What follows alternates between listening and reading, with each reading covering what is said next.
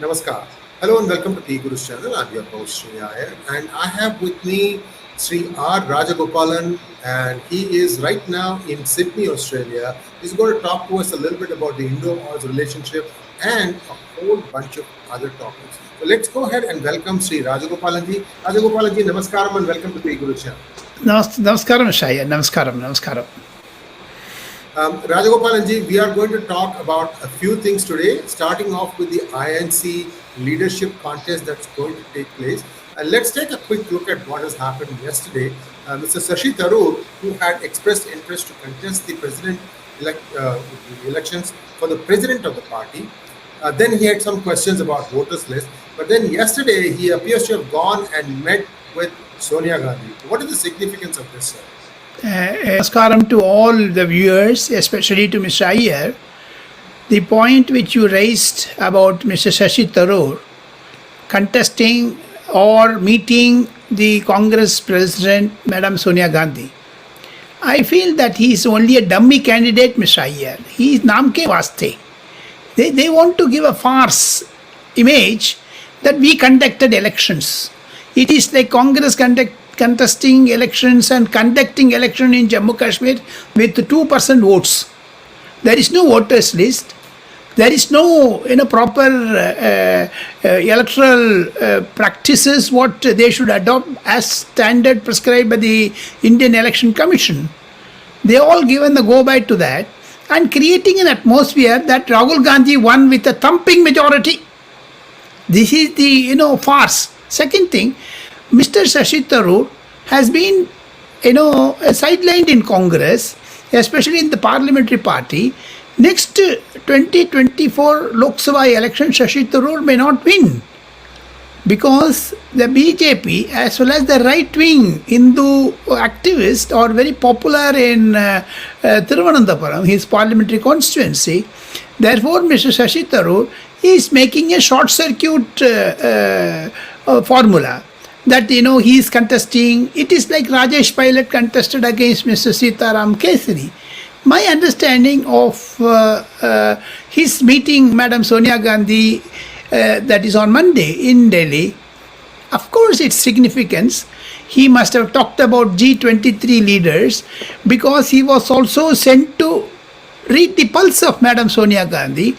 And now what I hear from my sources in Mr. Shashi Tharoor's setup, I get a feeling that it is only a 𝙒𝙗𝙣𝙬𝙬𝘀𝑒𝑚 meeting. For the namesake they met, and you can be rest assured the Congress leadership will not go beyond 3 Gandhis. Either Sonia Gandhi will be reinstated or Rahul Gandhi will take over, or for that matter, Vice President will be there from Gandhi family. President will be Mr.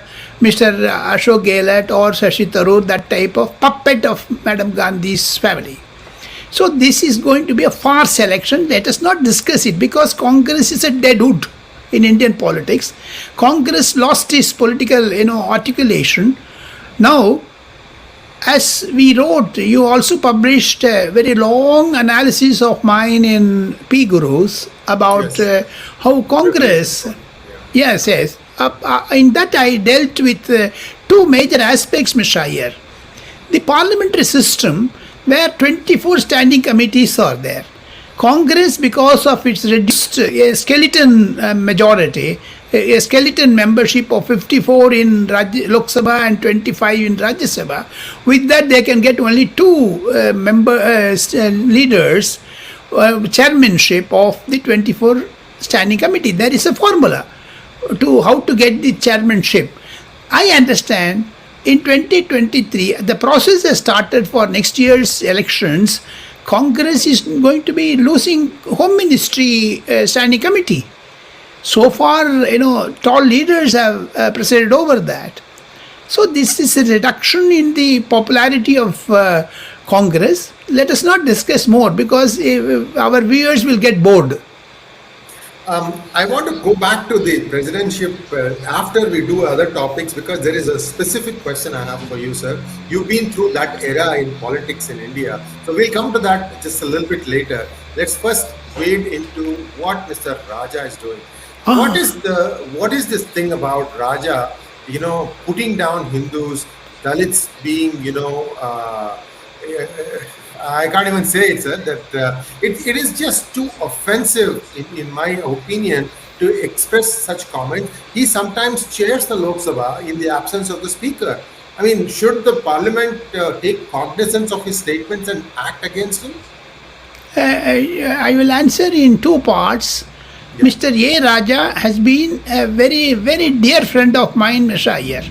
A thorough gentleman, and he was groomed by Mr. Atal Bihari Vajpayee's regime, and his sister, he conveyed to Madam Sushma Swaraj that she is his sister, and Arun Jaitley used to hold his finger and walk with the ministry of matters. So such was his giant leaders were helped him. But my point is, where is Raja today? The DMK is having an implosion within itself, within the family, within the political system, within the government. There are three corners of the dimension of the controversy. A. Raja would not have said. You have to see, very interesting thing, Mr. Iyer. You said he is one of the panelists or the presiding officers of Lok Sabha. I am sure Mr. Om Birla, the speaker, will strip out of Mr. Raja the position, because today, as we speak, Tuesday, 20th of September, Mr. Edappadi Palaniswamy has come to Delhi. He is in Delhi. He is meeting the Home Minister and Prime Minister today and tomorrow. My understanding is he is also going to complain about A. Raja's 𝙤𝙧𝙤𝙪 remark, prostitute son. What I don't want to repeat it, because these are all very obscure words. So with that backdrop, Mr. A. Raja, creating this controversy, is to balance his position in the party DMK. If you have followed the Tamil Nadu politics, especially the DMKs, inside the explosion, which I said implosion, day before yesterday, Madam Subbulakshmi Jagadisan has resigned. She was one of the accused in Rajiv Gandhi's murder case, but still Madam Sonia Gandhi adjusted her as a union minister in Dr. Manmohan Singh's regime. So, if Madam Jagadisan resigns, and already Aruna's daughter is coming out of DMK, what is happening in DMK is that the entire single window system has gone to the one section of the DMK. Others are unable to concentrate on their either politics or serving the constituency, either parliament or assembly. So things are not good within the DMK. Kanimozhi's mother having ailment is in London. And Prime Minister Narendra Modi has encouraged Mr. M.K. Stalin with his reaching Chennai for the chess international tournament meeting. Since then, there is another take off from BJP, DMK, cordial relationship. DMK is also silenced. Those said go back, balloon, black balloon, and get out, trending, Twitter. These are all why now silent. So the fringe elements in DMK, especially in the alliance, they are fingering Mr. Raja to speak like this. That is what I could make out. And A. Raja controversy is not new to Tamil Nadu politics, because he has been a motor mouth in all. Before the parliament election also, assembly election also, you would have heard him that Edappadi Palaniswamy's mother, he questioned the parentage of Edappadi Palaniswamy. And about 5G, he created a situation that 5G, lot of corruption. Till 2 months now, it's after the auctions are over, the distribution of spectrum has also started. That is Raja today. So Raja wants to create an atmosphere, blah, blah, blah, blah, like that. Very, very sad when somebody has occupied such important positions such as the communications ministry, and then he comes out and spews venom of this nature, and everyone knows that there is not an iota of truth in what he is saying. So this is not, doesn't augur well for DMK, Rajagopalan ji. I also want to touch upon one other thing that happened in Tamil Nadu. see, 2 weeks ago, or maybe a week ago, sometime like that, a group of devotees got together in Kapalishwara temple, and they discussed ways and means of engaging the temple in their normal lives in a better way. They were thinking, why not do a few things that we normally do in our lives? Let's say in a meeting room, why can't we just meet in the corridors of the temple? That way there is more people coming in, there is more engagement. Yes, we will pray at the temple, but we can also do some of these things. And the Tamil Nadu police has actually now started sending FIRs.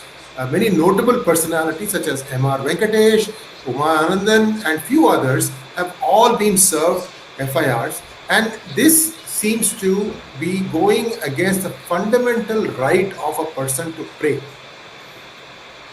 What do you think is going on in the DMK's minds? This is actually, if this ever comes to the court, and if it's ever decided that it was wrong on their part, then I see only trouble for them, because somebody can cite this judgment and say no namaz on streets, no namaz in mosques, no namaz in churches, no praying in temples. I mean, what is going to happen, sir, in your opinion?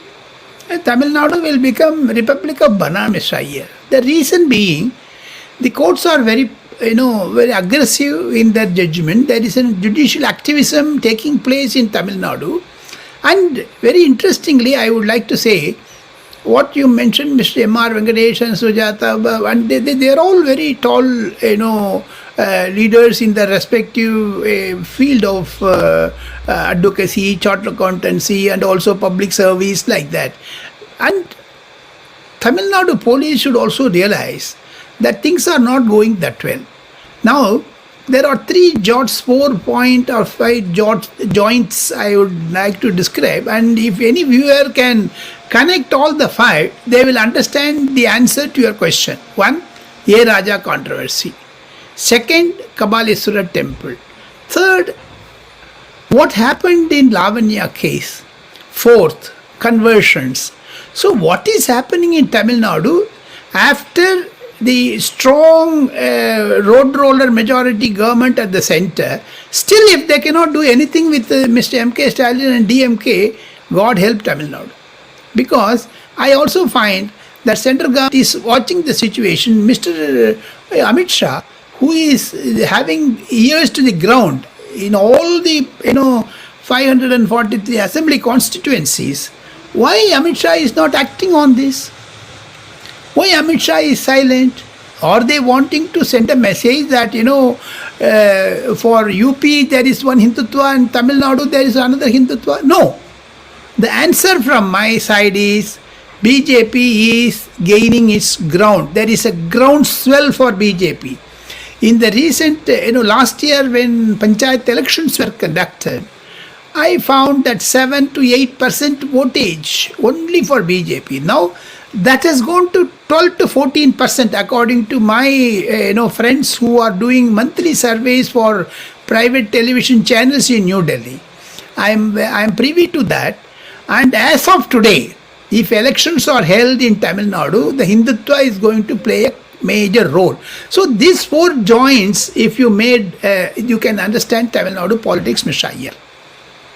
Thank you very much. And viewers, you know what he is hinting at. And I have actually said the same thing in my interview with the 2 Srirams, JVC Sriram and Sriram Seshadri, that aired yesterday. Do watch that for a more precise, more in-depth discussion about this particular case. Now, let's take a look at the Indo-Australian cooperation. Sir, many people thought that with Albanese becoming the Prime Minister, that Australia was again going left. But it appears not to be so. How do you read it, sir? Yeah, good question. And my salutations to both the peoples of both the countries, because for the interest of Indo-Australian cooperation, as you titled the debate, is in a stronger foundation. The previous regime, Scott Morrison's regime with Narendra Modi, had entered into ECTA, Economic Cooperation Agreement Treaty. That it was the standing point. And interestingly, all the governments in the world, whether Australia, China, India, whenever the government is changing in their particular country, their foreign policy continues. It is not static. It is always a dynamic. And the foreign policy of each country is the same. Here, I have met a lot of diplomats. I have met some interesting senior citizens, and I would like to say two important things. As in your introduction, you said about the left government, they are wanting investments from India. Simple as that, Mr. Iyer. They want money. Dabbu. That is the simple aspect. And interestingly, Mr. Anthony Albanese has given 35 to 40,000 skilled visas for Indians. It is a great opportunity for Tamil Nadu. Why the students go for NEET and die themselves, commit suicide? Leave alone the MBBS. Try to have 5G. You must any student who is watching or any parent who are watching PGurus Rajagopalan I INC debate on Indo-Australia, my only submission is having, I am now very emotional, and I am 71 years, I should say, in the past 5 years, closely watching the Australian relationship, Australia has opened up for India, especially for Tamil boys.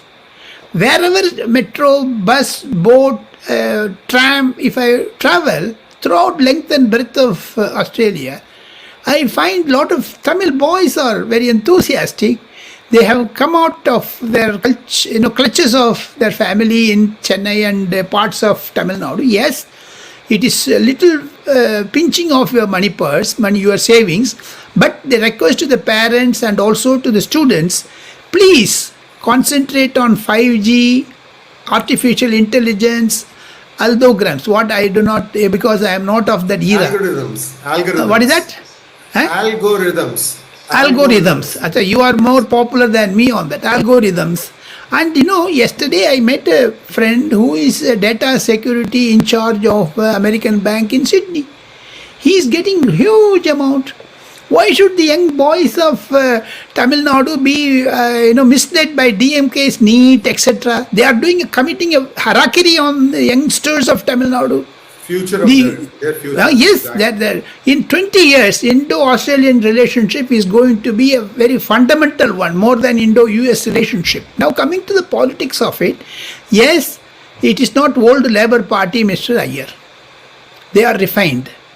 They are afraid of China, because every fourth person in Australia is a Chinese. Whether Sri Lankan situation will come to Australia in 20 years down the line, I am apprehending that. Australian government should be very careful on that, because in 20 years, the demography of Australia will change. It will become mini China. Till then, 𝙤𝙎 Jinping will be continuing, or he will be thrown out like Sonia Gandhi and Rahul Gandhi, we do not know. But things are not good Indo-China, Indo-Australia, Indo and Australia-China, like that triangle. But Indo-Australia cooperation is thumbs up. Coming to the other aspect, data security, intelligence gathering, defense matters, Quad. I am giving you a breaking story for PGurus. In fact, I would like to write a detailed column for you, Mr. Iyer, a special analysis. Always welcome, sir. And of course, that is going to be an interesting thing. Prime Minister Mr. Narendra Modi is coming to Australia soon to preside over the Quad. Similarly, the Australian Prime Minister Mr. Anthony Albanese is coming to India for G20 plus Indo-Australia Summit.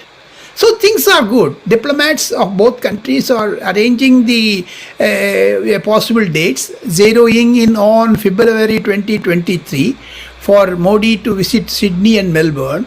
Similarly, Albanese to visit India in the month of February first week. So this is going to be worked out, because full of January, New Delhi will be busy with Republic Day and Parliament session, Union Bud like that.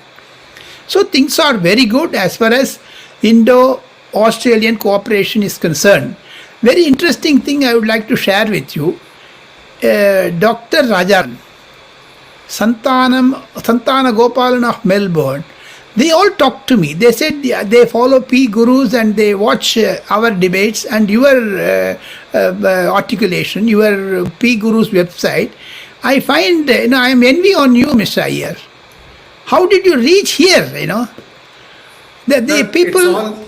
It's all somebody up there. He said, "You do this. I am doing this." Correct. But the articulation what we make, they are very interested in. Professor Rajagopalan is into virus studies. He was the one who found virus study on. He is in Tanzania, Hobart. I don't understand what is the pronunciation. Tasmania, Hobart. Hobart. He is a professor there and he is migrating to Melbourne University, and Australian government is going to recognize. So these are all Indian, especially Tamilians, heading more research centers. So Indo-Australian cooperation, my rating is 8 out of 10. Wonderful, sir. Now let's touch upon one thing that you actually already segued into this, which is 2023. Wait. Let me elaborate it. Don't shut my mouth, Mr. Iyer. The reason is I have lots of information to share with your viewers. 2023 is going to be Modi in year of India. And why do you say that? Yes, proudly I am saying G20 meeting throughout the year is going to be conducted on defense, education, agriculture, cooperation, defense I said, and then internal security, intelligence gathering, all departments. There are 85 to 90 departments in Government of India, Mr. Iyer. All the departments will be engaging G20 in the respective field with their counterparts of G20 countries. Tamil Nadu is going to host interesting committee meeting like Bangalore, like Odisha, like West Bengal. So Prime Minister Narendra Modi has separated G20 segments into 8 or 9. What Mr. Harish Singla, the former Foreign Secretary, who is the coordinator, Harish Singla, is going to preside over that, and he has been in touch with all chief secretaries of the state governments, and it is Narendra Modi's cooperative federalism, competitive federalism. He is giving G20 to every parts of India. Now, it's not focused only on Delhi. For example, the G20, which Australia is also an important player in that, they are going to have a meeting in Tamil Nadu. Can you believe, few international organizations like IMF, World Bank, Asian Development Bank, they are going to have a setup in Bangalore, Hyderabad, Kerala, Puducherry, like that every part of India will be covered. That's one. G20 meeting, Prime Minister Narendra Modi has constructed a massive building, a conference center in Pragati Maidan in New Delhi. An Andhra officer, G.V. Subramaniam, he is the chairman of the Pragati Maidan organization, ITBB. Therefore, interesting things are going to happen in India, or as far as G20 is concerned. Now, second one, International Monetary Fund's Executive Committee is going to meet in Kolkata. And second, World Bank's top leaders are going to meet in August of 2023 in Mumbai, in Maharashtra. So, the year on the top of it, day before yesterday, Samarkand, when Shanghai Cooperation Organization meeting was held, they decided to hold it in the summer of 2023 in New Delhi. Prime Minister said, no, it should not be New Delhi. It should be taken to Odisha or Gujarat or Maharashtra.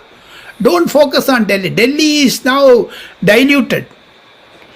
With this, Mr. Iyer, I give you 5 important points for the viewers' benefit. Guru viewers are, I consider them very knowledgeable than you and me, because the comments which I hear and which I read on the section in the YouTube are immense. That is, provoking me to speak further. There are 5 important things in 2023 going to happen. New Parliament of India, G20 meeting, SCO meeting, International Monetary Fund meeting, World Bank meeting. Apart from that, the much more is 5G rolling out in India. It's not that easy. It's going to, and in 2022 Union Budget, Madam Nirmala Sitharaman has announced 3,000 crores for the animation industry. Now, whatever I given you a list of 5 to 8 points, just note down that and compare that. These are all the 8 points which will help Narendra Modi in 2024 Lok Sabha election. So he has calculated it for the victory of 2024, because these are all certain achievements, not only achievements, development. Not only development, India is in the world map, top. In the economic survey also, IMF has released in the month of August, where they put India in the 5th position, overtaking United Kingdom. Now, Madam Liz Thirds had to come to India for taking lessons from Indian financial market and from Narendra Modi.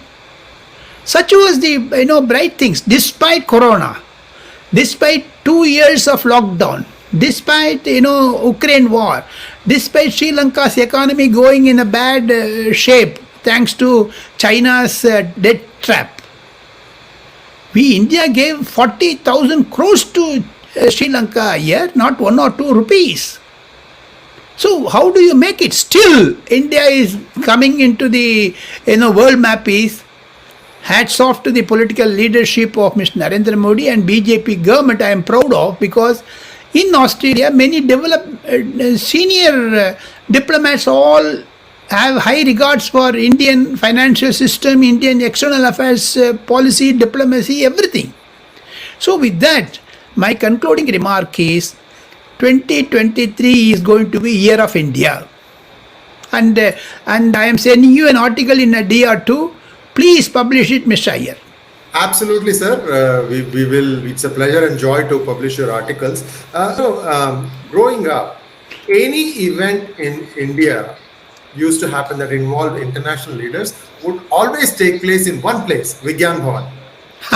So it is such a pleasure when what happens is, in fact, Prime Minister Modi had articulated this very early on in his first term, saying that why should everything be held only in Delhi? Because if I do an event in Varanasi or some other less developed place, then the infrastructure comes up, because you got to have a certain standard to host international events. So he said that this is just a little bit extra input from the government side, but that area immediately starts having a much higher level of infrastructure. So I'm very happy that he's walking the talk on that. And Rajagopalan ji, this was a pleasure listening to you, sir. And viewers, we need your comments. That's our oxygen, because a lot of you give us ideas where we can, start expanding our horizons to try and help you with this. And Rajagopalan ji is having a great time. He's probably going to be covering for us the World T20 also. So